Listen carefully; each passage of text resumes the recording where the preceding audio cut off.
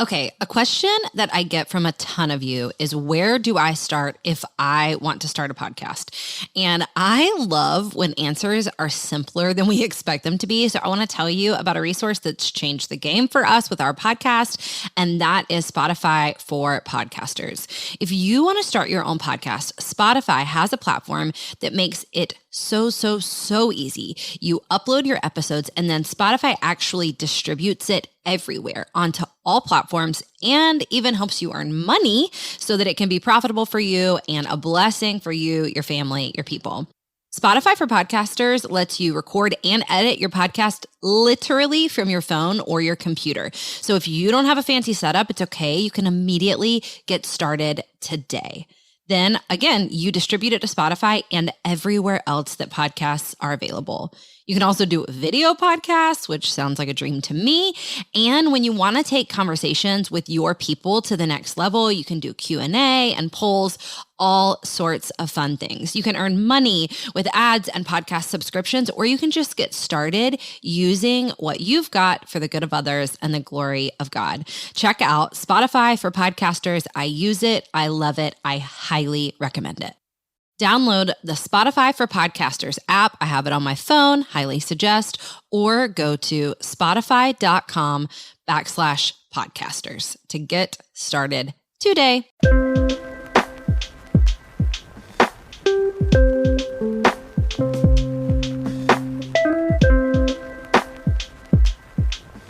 Welcome to the Go and Tell Gals podcast. I'm your host, Jess Connolly. I'm an author, a Bible teacher, a coach, and I'm obsessed with helping women take their place in the kingdom and use their God-given gifts. At Go and Tell Gals, we equip and encourage women with different tools like our Map to More guide, our group coaching program, Go Teams, and even by training other women as coaches through our licensing program. Whether you're a college student, a stay-at-home mom, a small business owner, an astronaut, or a veterinarian, our goal is that you leave this episode feeling more empowered to do what God has called you to do. We're so glad you're here and we're on your team. Let's jump into this week's episode.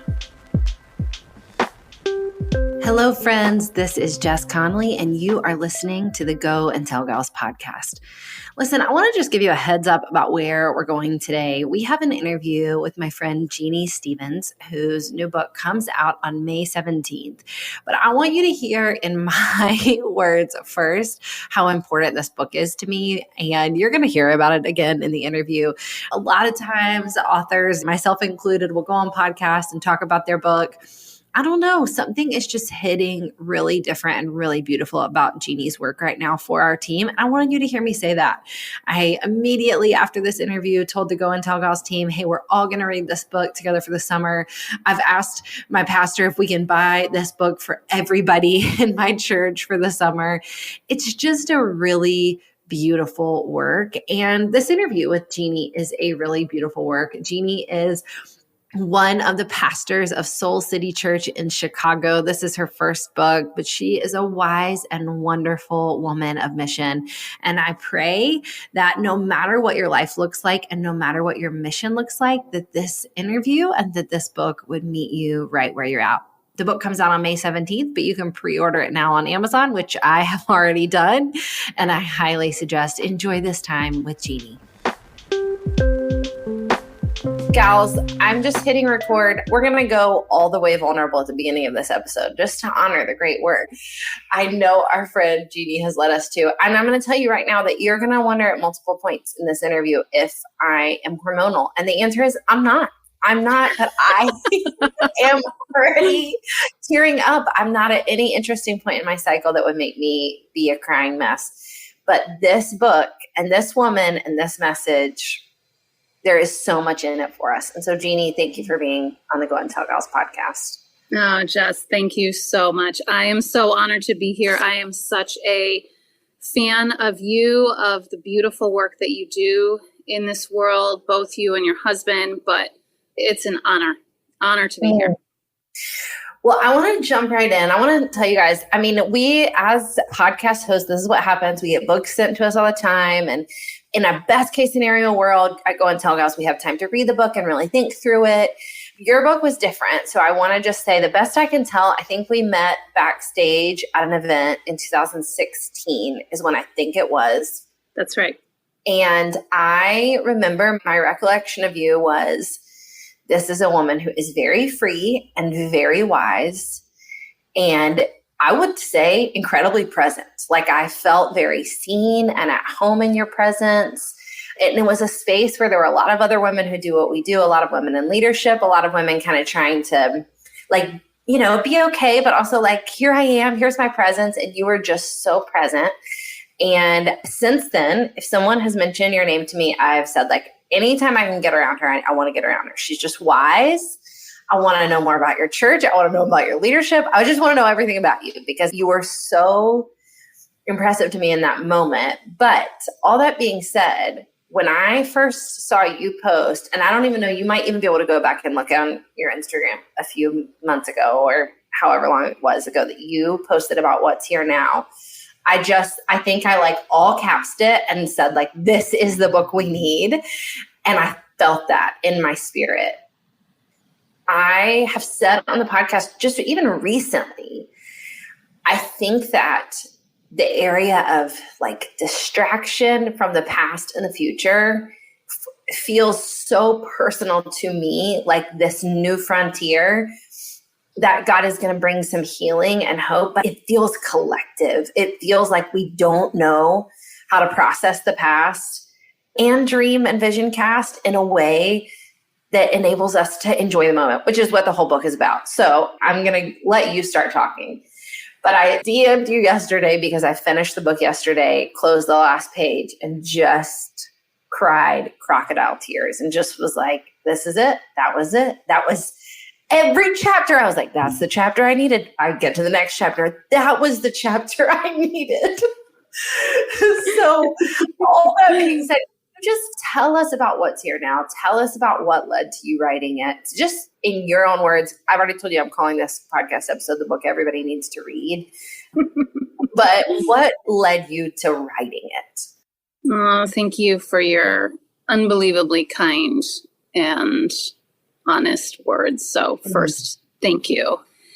You know, it has been such a journey for me. And yeah, I'll tell you a little bit of the story and the unfolding of why it was one of those things that I just knew there's those things in life that are options. And then there's those things that are obedience. And I just knew this was not like an optional path for me to write this book. This book was writing me.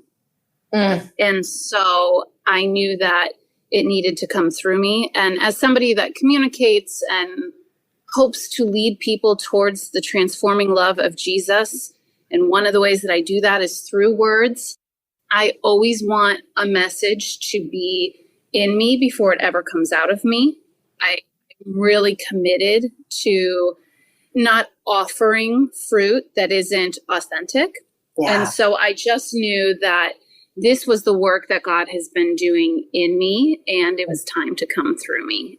The story is about 10 and a half, almost 11 years ago, my husband and I started a church in downtown Chicago. We moved into the city with our two young kids. They were 2 and 4 at the time.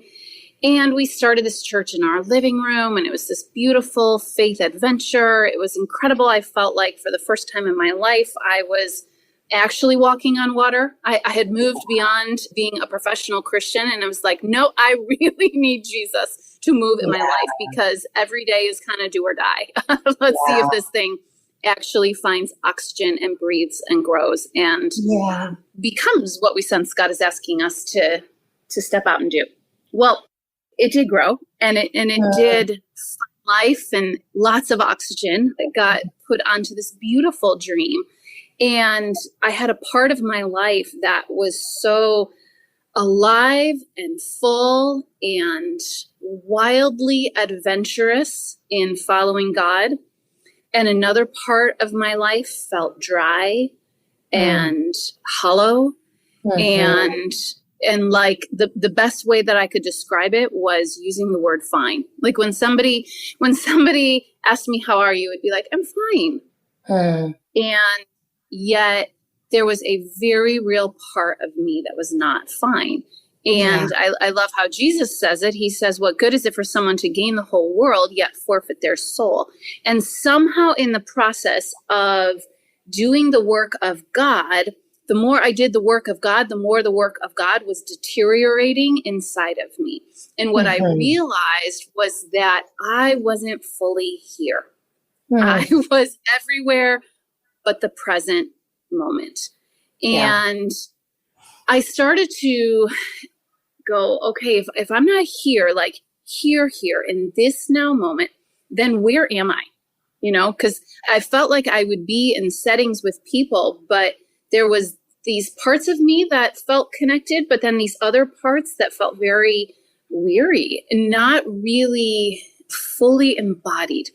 And yet here I am, you know, dwelt with the Holy Spirit, leading people into a transforming relationship with Jesus, passionate about what I'm doing, believing in all of it. And yet my soul was weary, and I was the representation of what Jesus said. I was somehow gaining the world, and yet my soul felt forfeited. And so I had a spiritual director in my life that, by the grace of God, stepped into my life during that season. And almost like when you go to the mall and there's those big red dots on the directory, or you go to the airport, you know, and you're like, I want to figure out, you know, where's the Delta terminal, you know, and so you go to the directory and you look, where am I? This spiritual director really tried to help me in the process of locating, where am I? And what I began to realize was that I had two preferred places to go. My two preferred places to go, and they are not just according to me and where I like to go. I started to see through the process that this is the tendency of human nature. So my two places that I realized was I either was rehashing the past or I was rehearsing the future. I was kind of going through things that had already happened, or I was kind of, you know, going out into the future and rehearsing all of the things that had yet to come. And so it was either I was playing through a what was or a what if, and I wasn't living in the what is. And the more I got into the scriptures and the more I began to see, you know, the present is the only place where we actually can have access to God. God is the same yesterday, today, and forever. He's the same in the past as he will be in the future. But the only place where you and I can experience God is in this now moment. And yet most of us are not here. And I started to realize that if it's not happening now, then it's not happening. But I was never in the now. I was never in the here and the now. So therefore, I was not experiencing the presence of God. And my favorite writers, Father Richard Rohr, says we cannot attain the presence of God because we're already in the presence of God. Right. What's missing is awareness. And I began to realize, oh, my awareness of the presence of God is not here because I'm either in the past or I'm in the future. And we can never not be in the presence of God, but so often we forget to get present to the presence of God. And so in that process, I started realizing, okay, well, what am I doing in my past? And what am I doing in my future? And so I started researching, like, okay, what happens when we cognitively spend time in the past? And essentially, we kind of rehash 5 different things. Usually, it has to do with blame, shame, grief, bitterness, or guilt. Those are the things that kind of like almost like wrap a noose around us and pull us to the past. And so we just kind of rehash these areas of blame, you know, when we don't want to take personal responsibility for something, shame, which, you know, is just simply self-hatred at my expense. And so it pulls us to the past. Grief, and usually it's ungrieved losses. Bitterness, where we're holding on to grudges, right? And then that grudge holds on to us, and guilt. These are the things that I realized, oh gosh, every time these things are coming up in my heart, in my thoughts and in my body, I'm not really here. I'm somewhere in the past. And then the same is true of the future, right? It's probably one of the biggest ones. And worry is just simply living in a not yet that is worse than your now. Anytime we're worrying about something, we're just living in a not yet that's worse than our now. Yes. So worry was one of those things. Denial, pretending, obligation. I was so good at saying should. I should do this. I should do this. And so I would give yeses when yes was not best. And then control was the final one. And I realized those things were the things that were keeping me from the presence of God and being present with myself and being present with others. Yeah, it was deep spiritual work in me before it ever came. Yeah. And I don't think that I stepped into doing this spiritual work thinking, I'm going to do the spiritual work so that this spiritual work becomes a book. Like it was, this was the work I was being invited into by the presence of God. And it just so happened to be such a calling that I knew I'm not the only one that is struggling to be here. And wouldn't you know, I had to write this book in the middle of a pandemic when all we could do was be present to what was. Yeah. Yeah. Or not. I mean, I didn't. I think I played around with those 5 friends on either side of the aisle. Oh, yeah. But what's crazy is if anybody just heard those 10 descriptor words, and that's what I'm saying, that's how it feels when you read the book, is that you're like, oh, how do I deal with my past? Blame. Oh, that's good. That's me. Yeah. And then you're like, shame. Oh gosh. Yeah. Grief. Oh Lord, goodness gracious. So that's how I felt every chapter. I was like, me too. But what's wild, I mean, again, I finished the book yesterday. I'm like immediately going to start reading it again and processing at a slower pace. But what's wild to me is that in processing those things fully, how there's a difference between listening and hearing. I feel like to some degree, I was hearing my blame and hearing my shame a little bit in the background, but to calm down and to listen to it actually enabled me not only in that moment to process and be present with God, but then to say I am going to have so much more presence after I process these things.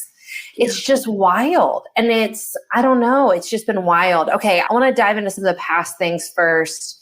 This is I'm curious piece. My kids and I started talking about this a lot in the pandemic because we noticed it in the pandemic and we're just noticers of humanity. But I noticed that I do think people tend to lean towards blame or shame. Would you say that feels true, that one tends to feel more close out of the two? Or do you feel like a lot of people struggle with all of them? Yeah, I love that you mentioned that. And I love that you even said that you and your kids are noticers. And I think so much of the question, what's here now, is a question of noticing.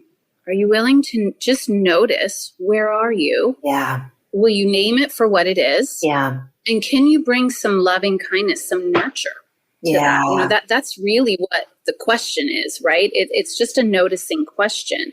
And the way that you do it is through, what am I sensing here in my body? What am I feeling in my heart? And what am I thinking in my mind? All the ways that God invited us to love the Lord your God with all your heart, soul, mind, and strength, right? So what's happening in this body of mine? What's happening my heart space and what's happening in my thoughts and asking the question about blame and shame. I would say also guilt. They're like these triplets with one another, right? Yes. And, guilt is this feeling of I made a mistake. Shame is this feeling of I am a mistake. And blame is I want somebody else to pay the price for the mistake. Yeah. Yeah. And anytime those 3 enter into our relationships, enter into our thoughts, enter into the way that we're interacting with people, it is a sign that we don't want to notice what's really here. Mm-hmm. We don't want to name what's really here. And the sadness in that, Jess, is after we notice and after we name, I think God's invitation is to just nurture that part of ourselves. You cannot change what you cannot accept.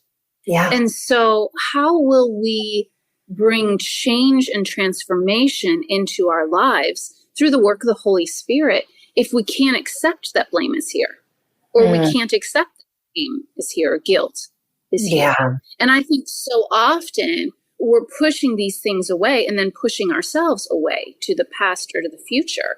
And we're staying in these ruts, right? And we're just rehashing what was, or we're rehearsing what we think will be instead of receiving what is here, choosing to actually come into the present moment and just notice and name and bring some nurture to it. I see this, of course, in my closest relationships all the time with Jarrett, my husband, and my kids, right? And that's the fastest place where I practice blame. I mean, those are the quickest people. And one of the things that we've really tried to bring into our family is this question. And whenever, voices are high or there's tension in our dynamics, one of us, will try to lovingly say, hey, what's here now? Just as a way to diffuse what's going on.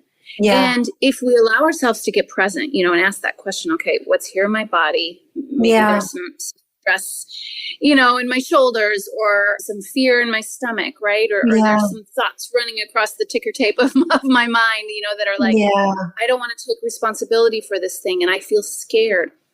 If I'm willing to get honest with those things and just name that, like, does it change the dynamic of a relationship? Because when we see her, and if I were to say, oh gosh, there's some fear here in my belly and thoughts of defensiveness running through my mind and my heart feels scared, it changes the whole dynamic of a conversation. And then I can actually be here talking with the people that I love. And so, in my family, we ask this question. We do this in our church all the time. I just think it's a spiritual question. Real estate agents always say, location, location, location. And I think that that's a spiritual mantra, that God wants us to come into this present moment, to locate ourselves in this now moment. And then we can actually see and be seen. And isn't that what we all want? I just want people to see me. I just want to be loved. And that's what you want, right? You want to be seen. Oh, and you want to be loved. But we can't do that if we're not present. You talk about your family. There's one part in the book, and I'm probably going to misquote it, but you were talking about coming home one day and your husband had sent a text asking something about, like, aren't you going to pick up the kids, or have you already picked up the kids, something. And you talked about, like, telling a whole story about that one text, and instead coming home to him and saying, hey, this is how that made me feel. This is the story that I started telling. There was one of those sections where I just immediately, like, grabbed my chest and thought, like, I actually believe that's going to save some marriages. Handing women and men this tool to say, like, say the thing behind the thing. Say what's here now. Don't live into this story. Don't live into this assumption that you've, like, told. Oh, it's just so beautiful. Okay. With that being said about not living into assumptions, I want to skip from processing the past and moving into the section on the future. I would love to just hear you talk a little bit about worry. And even interestingly, when you just said that now about, okay, what's here now? Is it fear? But reading your chapter on worry, I was so struck between the difference between worry and fear, and how honest and real one is and how unproductive the other is. And again, if you're thinking this is like your cute women's ministry book where there's a girl, like, sitting by her laundry basket telling you not to worry, that is not what this book is. I mean, you are a woman who really holds, like, wildly important things. And you're not saying, like, just don't think about it, no big deal. But will you talk a little bit about, just turning down the volume on worry? Yeah. Yeah.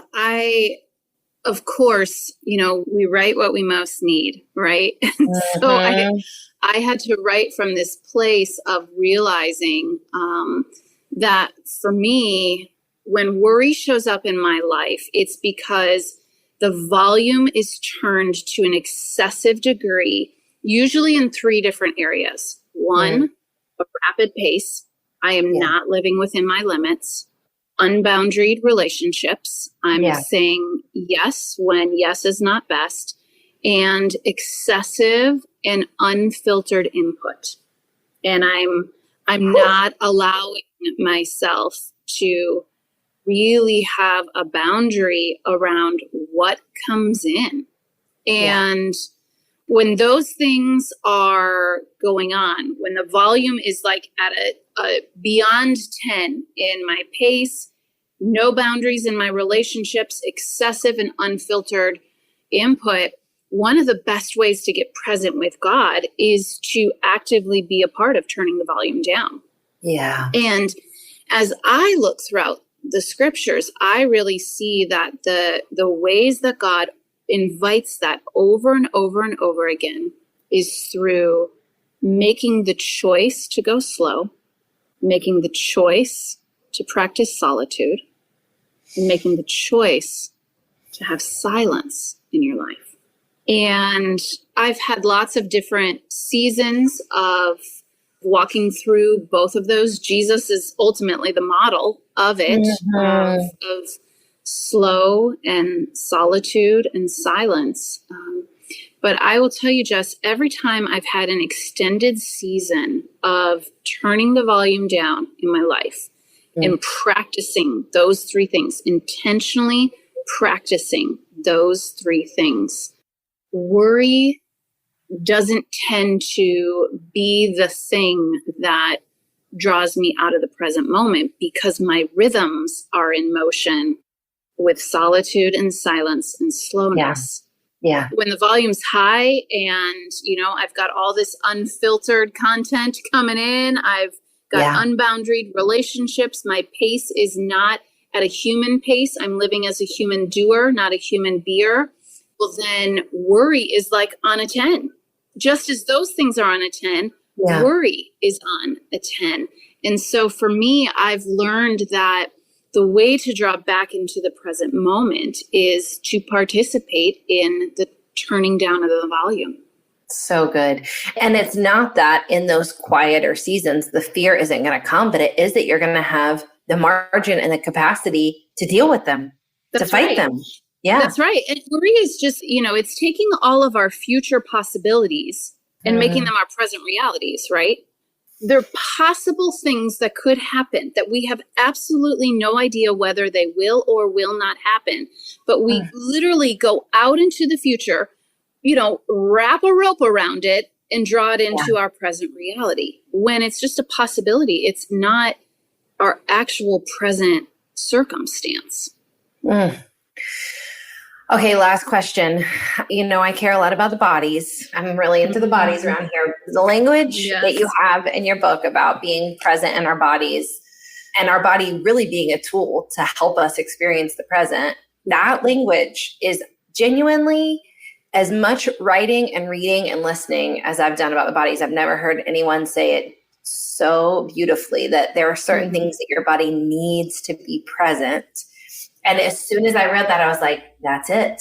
I feel like, especially with breaking free from body shame, I have women ask me all the time, like, okay, so you don't care about taking care of your body anymore? You don't want to be healthy anymore? And I'm like, you're missing the point. I want to care about my body so much more because God cares about my body. I just don't want to fit like American culture version of beauty anymore. Yes. But that language, I was like, that's like literally the sentence I've been living into, but not having words for. That there are certain things that my body needs to be present.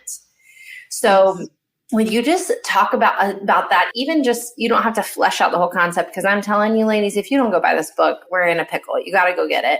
But talk about maybe things that keeps your body from being present, and like some rhythms or routines that keeps your body in the present or helps you experience the present better. Well, I am such a fan of breaking free from body shame, and such a fan of everything that you are inviting us into.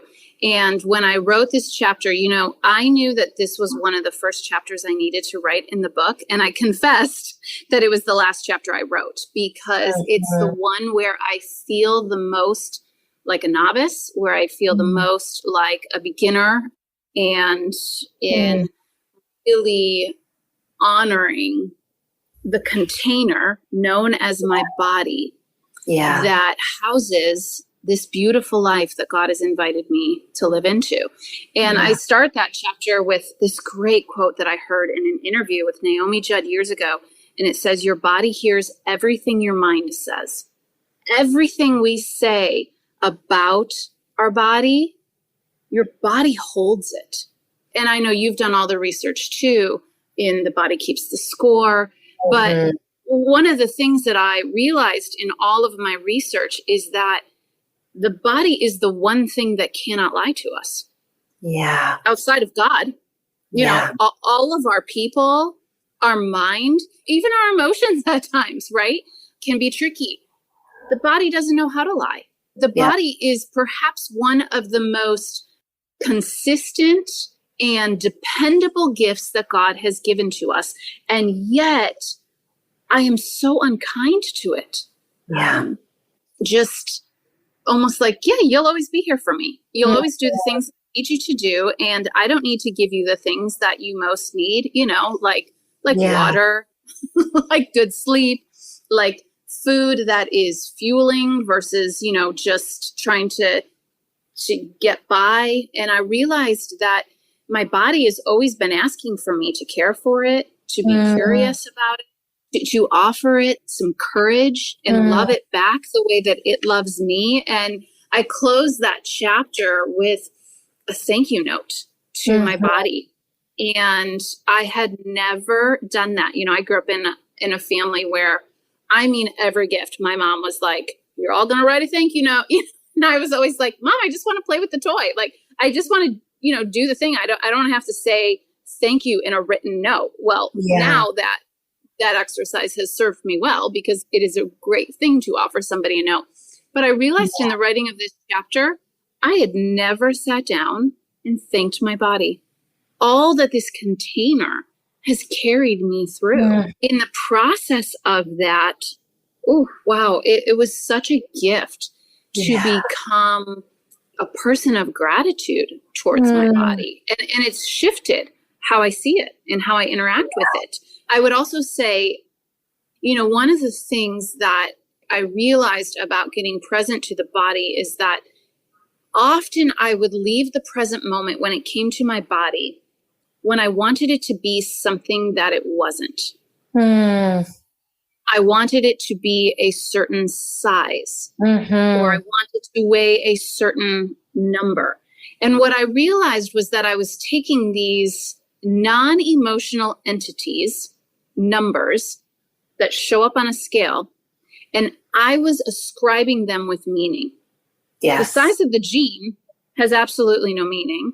Right. The number on the scale has absolutely no meaning. But I was giving it meaning, and then I was leaving the present moment every time I did that. And I started realizing these non-emotional entities are defining my relationship with this beautiful vessel that has carried me through every experience that I've had, all these years on the planet. It is critical to become noticers of our body and to name what's going on inside of it and to nurture it the way God invites us to nurture it. Yeah. I've told women, and I feel it, and I really do in Jesus' name, get to live it most of my days, that I believe that breaking free from body shame will help you feel more present 100%, because you're not thinking about future stress. You're not thinking about past shame. You're able to just be there. You're not evaluating if you're worthy to be there. You're just saying, like, I am here. My body's good. I'm here. But I just can't get over this idea too, that utilizing being present will also help you break free from body shame. And so even just your language around that, I was like, if I am, and I always tell women, because I'm like, what's freedom for you? Every day is going to shift and change, and it's going to be listening to God. And I always ask women, like, what makes you feel more free, keeps you more in awe of God? But now having new language to say, like, what makes you feel present? Do that. Because sometimes I would say eating a big bowl of nachos is actually about shame for me, and it's actually about guilt for me. But sometimes eating a big bowl of nachos for me is going to be about celebration. And sometimes, like, dancing in the kitchen with my husband and a glass of wine is going to be about being present. And sometimes a big glass of wine underneath a blanket is going to be about worry. And so just to be present, it's like, what helps me be the most present in my body right now? That's freedom. That's it. And in both of those examples, it's bringing attentiveness to why you're doing what you're doing. It's going back to that holiness thing again, right? Can you notice why you're doing what you're doing? Can you name it for what it is? And can you bring some healthy nurture to that? And in those moments when you're under the blanket, drinking the glass of wine, or, you're trying to numb some feeling with the plate of nachos, one of the greatest gifts we can give ourselves is the gift of curiosity. And just, why am I doing this? Can I, for what it is, can I notice that this is what I'm doing? And in that moment, can I bring some healthy nurture? Because, whenever we're doing something from a place of shame, if we just pour more shame on it, we're free. But if we bring it out into the light, the one thing that shame doesn't want is healthy oxygen. It doesn't want to breathe, right? And I just so claim the truth of Jesus when he says, I've come to give life and give it to the full. But the little phrase before that is that the enemy's come to kill, steal, and destroy. And so much of what we do with our body is we participate in what the enemy is already doing by killing, stealing. And so we're not living life and life to abundance. We're actually partnering with the enemy that's trying to kill, steal, and destroy our lives. And he does it through the body. So true. So good. Thank you. Okay. I could have you just talk to me for hours and pastor me through this, but I'm going to read the book, and I'm going to encourage everyone else to read it. And I'm going to pick a date to come to Soul City in Chicago and see you. But can I ask, please do, before we leave? I will. Don't worry. You might have to kick me out. But how can we be praying for you? How can the Go and Tell Gals just be fighting for you and standing with you in this book launch in this season? Thank you so much. I love that you close your podcast like that. It's so loving, which is so who you are, Jess. I would say right before we hit record, I was telling you, I'm such a newbie to this. This is the first book I've ever released. And so every day is a vulnerability hangover. Every day I'm like, can I feel more vulnerable? Oh, tomorrow, it's coming tomorrow. You're going to feel even more vulnerable. And I, of course, wrote an incredibly vulnerable book. Now I'm like, and I can't take it back. It's out there in the world. And so my prayer is that people feel so deeply seen by this book. That's my prayer. Let it be so done. Deeply seen by God that they start to see themselves. And that they begin to see one another in a whole new way and ask this incredibly sacred and holy question. What's here now? What's here now? And they'd actually allow themselves to answer it. Amen. Thank you so much. We're so grateful for you. I'm so grateful for you. Whoosh. I could listen to that Jeanne all day long. She is so wise. But we have one more treat for you today. As an organization, we started partnering with Compassion International a few years ago. Actually, Anna Victorson and I, at the time, Anna was the only employee of Go and Tell Gals besides myself. And we were at an event in 2018, and they were handing out compassion packets to sponsor specific children through compassion. And Anna and I said, hey, let's sponsor a child together through compassion. And since then, we've gone on to sponsor other children, and we've gone on to just help them share about the incredible message, how are providing education and food and healthcare for kids around the world. And we've been thrilled to partner with Compassion. And one of the coolest ways that we have just loved getting to know them and their mission better is meeting women who used to be in the Compassion program, who are sponsored by other people, and who now are just leading in really incredible ways. And so you are going to hear from Cecilia today. We did a quick interview with her to just hear about her life, what Compassion has meant to her. And you're going to love it. You're going to be super blessed by it. So listen in, pray about, you'll hear me say this, pray about maybe if this isn't for you, because we think this is almost for everyone. So we would love for you to listen in, hear from Cecilia, learn from her, and see how you might be called to partner with Compassion. If you feel called to take the next step and sponsor a child, go to the Go and Tell Gals Instagram and look at the link in our profile, and we'll have a link there for you to sign up. We'd love to partner with you together to, get as many kids sponsored as possible. Cecilia, we are so grateful you're here today. Thanks for hopping on the Go and Tell Gals podcast with us. We are obviously huge fans of Compassion over here, and it's such a blessing to get to hear from women like you. So will you just share a little bit of your story? We're so grateful you're here. Well, thank you so much, Jess. It's an honor to be here this afternoon and to share with you a little bit about myself. So I am from Kenya. I was born and raised in Kenya. I grew up in a village in Western Kenya. For those who might have an idea, Western Kenya, near Lake Victoria, Kisumu, those areas. I grew up in a large family. We were initially 10 children. And my parents, they didn't have a source of income. What they did was subsistence farming, which means that they grew things on the farm. If anything grew, then we had food. If nothing grew for some time, then there was no food. And so growing up in the village, just to paint for you a little bit a picture of our house, how it looked like, our house was made of mud. The walls were made of mud. The roof was made of grass. So anytime it rained, my father had to keep adding grass to the roof so we don't get soaked in. So the floors and mud and the roof and the walls were made of mud. The roof was made of grass. Typically, life in the village was like you would wake up and, go to the farm. My parents didn't go to school, so they did not really emphasize so much on us going to school or giving direction towards that. So most of the time, other kids around us would be going to school, and we were not going to school. So also to add on to that, a little bit of things that went on back home was alcoholism. So both my parents were alcoholics.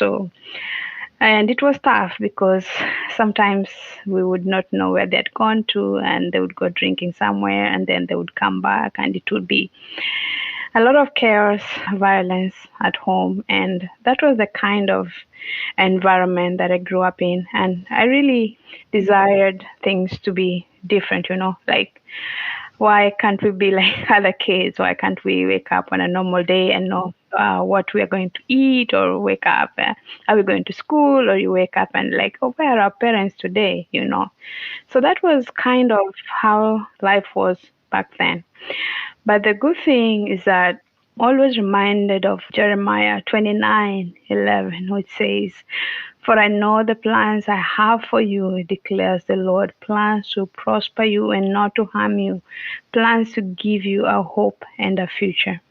God He can use anything or anyone to turn around our stories.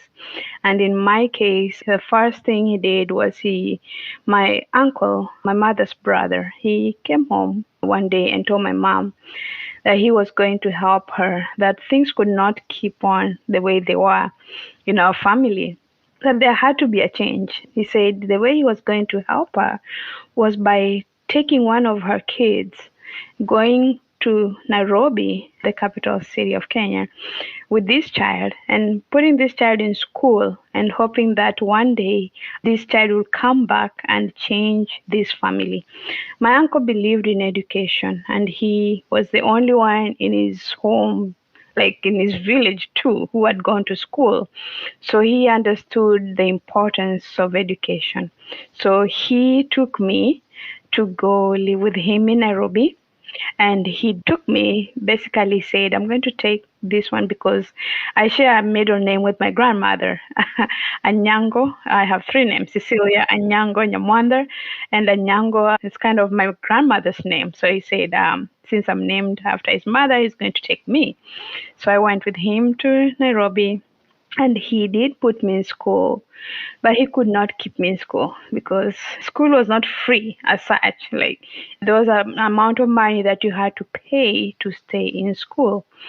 So here was me and my cousin both going to the same school, and my uncle could not afford to pay for both of us at the same time to go to school. So most of the time we were in and out of school because you'd go to school and they send you home. Hey, go bring the money. You go home, there's no money, so you stay there for some time and you think maybe the teacher has forgotten. Let me go back to school. You go back to school and you realize, oh, they've not forgotten. They send you back home. So that was it, back and forth, back and forth. But as Jeremiah 29:11 keeps sticking out that God is giving us a hope and a future. One day, Compassion social workers came to our school when they were looking for needy children. So Compassion partners with the local churches, and these local churches, they have compassion projects, and in these projects they have social workers who come to the schools, or they know the community very well. They can go in and, they know the people, they know the community, they can go in, and that's how they came to our school. And they thank God for my grade 3 teacher who forwarded my name to them when they came. I don't even think I was in school that day when they came to our school. And going to the compassion program was not automatic those days. They would have to come and interview you and make sure that indeed there's a need. So they came and found my aunt. They interviewed my aunt and me, and then I got enrolled into the compassion program. And that is when my life began to change. I was in 3rd grade when I got enrolled into the program. My life changed. I got wonderful sponsors, Bob and Colleen Staggs. They are from Ames, Iowa. Bob and Colleen Staggs changed my life because their sponsorship not only ensured that I went to school, but it ensured that I was able to stay in school, something that I really wanted. Like I needed to stay in school. Through this sponsorship, also being able to go to the Compassion Project, get food if there's no food at home, go to the project, learn the Word of God. I got my first Bible from the project, and I learned the Word of God at the project and gave my life to Christ because the social workers there shared with me the love of Jesus.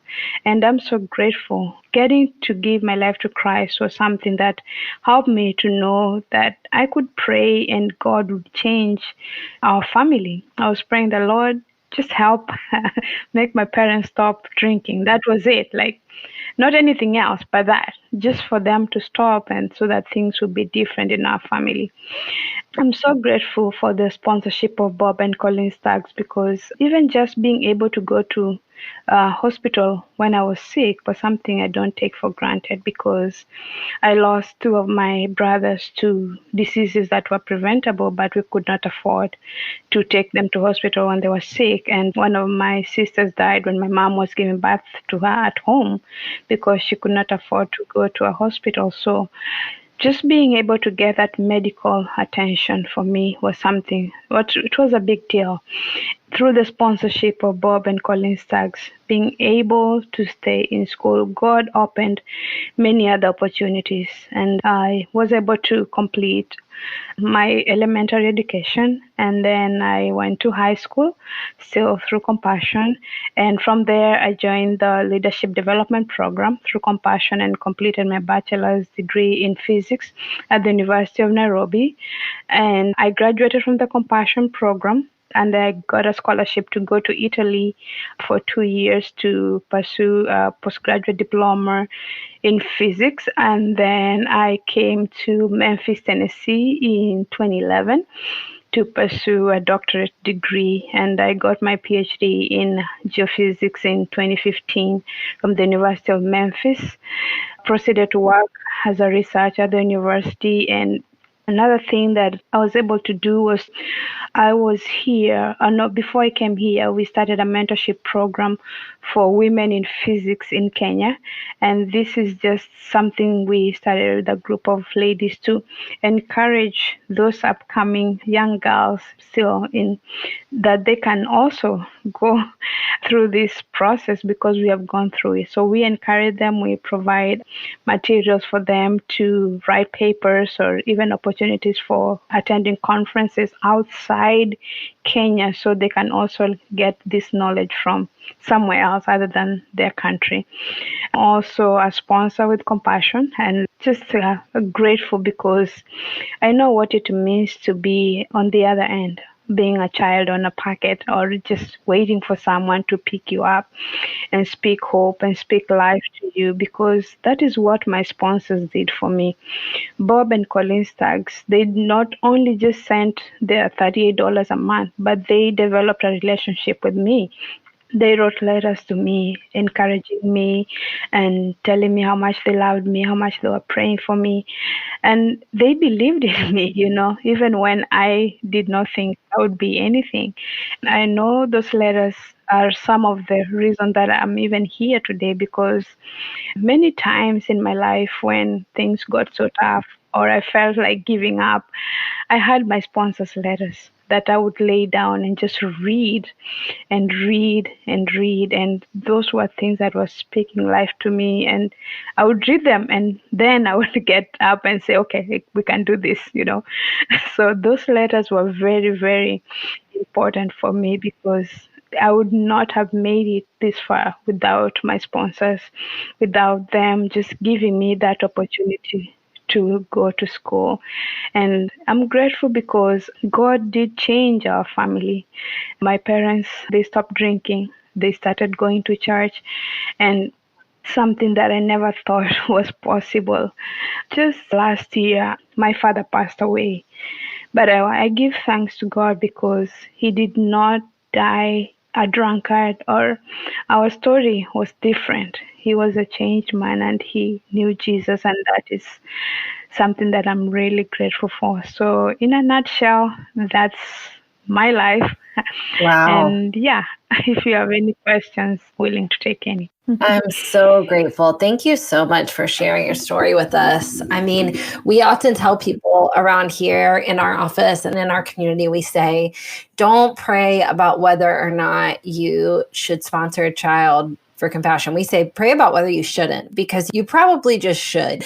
For most of us, it's such an easy yes. And I think hearing stories like yours are so affirming of that we have access to so many different ways we can serve people. And this is one that is just right in front of us. But I'm just so grateful. I'm so grateful for how you've continued to work with Compassion. And I know you're just absolutely making such a difference in so many people's lives, not even included how you're using your wisdom and your gifts of intellect in science and all the other places. So I mostly just want to say thank you. Thanks for sharing your story with us. We're so grateful. Thank you. Thank you so much. You are listening to the Go and Tell Gals podcast. You can find us at goandtellgals.com online, or Go and Tell Gals on Instagram or Facebook. We would be so honored if you had a minute to leave a review wherever you've listened to this episode. Share it with your friends and let us know that you're listening. We're so grateful for you. God is mighty in you.